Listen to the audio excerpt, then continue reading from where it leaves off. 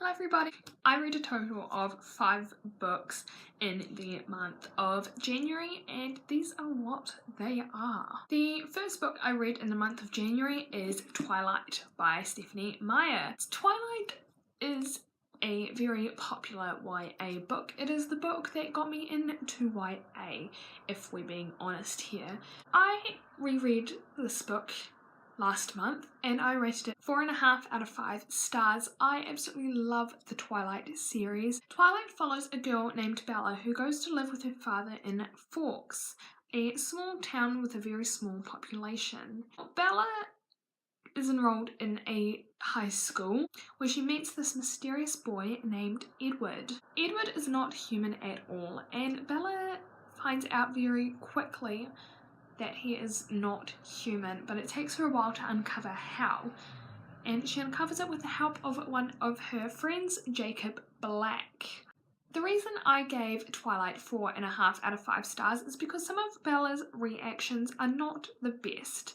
Edward tells her that he is over 100 years old, and she tells him that it doesn't matter and that she loves him either way, that they have to be together and he can't leave her. Edward tells her that he's been watching her sleep, which is extremely stalkerish, and she just tells him that he doesn't care and that she loves him. It is very cliche, and the reactions are even more cliche, and if Bella had any right sense, she would not have that kind of reaction towards Edward. I was glad I started 2018 off with the Twilight book because it is just an amazing book.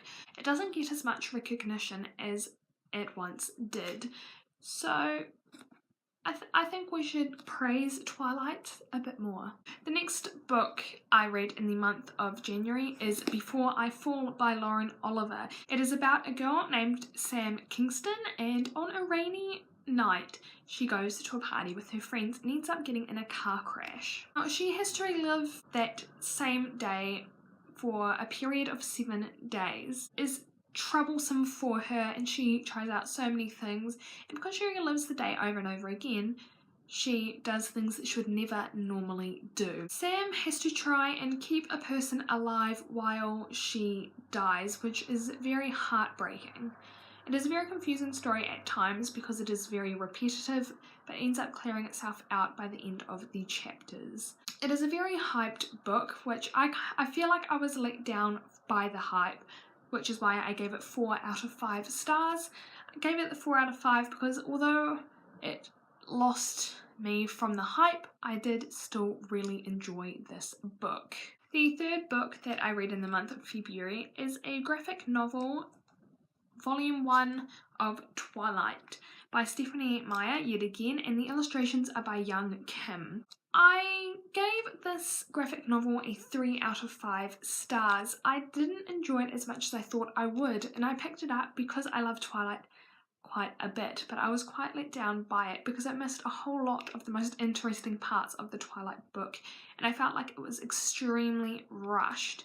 I do love this cover, however, and how Volume 2 has Edward, so it's like the lying down scene with them both.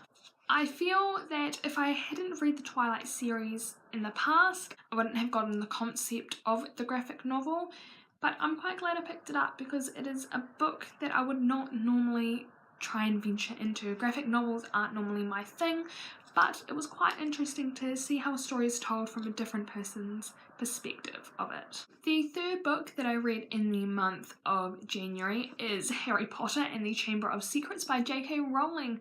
It is about Harry Potter's second year at Hogwarts and how he meets Tom Riddle, aka Voldemort, from when he was in his years at Hogwarts. And we also meet the lovable house elf named Dobby. Don't get too attached to him, guys. It ain't coming yet, but it will come. I gave Harry Potter and the Chamber of Secrets a 4 out of 5 stars, although it is not my favourite and it is actually my least favourite Harry Potter book. I did really enjoy it. I feel like we needed a bit more conversation between Tom and Harry so that we see even more how similar they are, so that it is much clearer for the ending. And Draco Malfoy really pissed me off in this book when he calls Hermione a filthy mudblood, because Hermione is a top student and anyone should be lucky to have the knowledge that she has. And to call her a filthy mudblood is just insulting, and Draco Malfoy needs to get a slap in the face. And that leads me to Harry Potter and the Prisoner of Azkaban.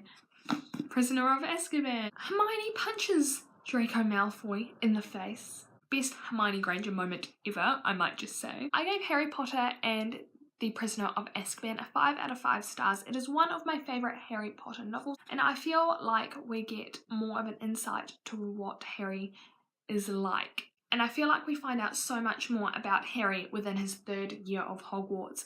We find out more about his backstory, about who his family is, and kind of just his relationship with people that we wouldn't have thought he would have had a relationship with. I felt very sorry for Hermione Granger in this book because she took almost every single class that there was, and McGonagall gave her a time turner, which did not help her with stress at all. It just put more stress on her because she had to go to every class and remember everything and study hard for all of these classes. I absolutely love Harry's Patronus as well, so as you can imagine, I love this cover. So that is the 5 books I've read in the month of January.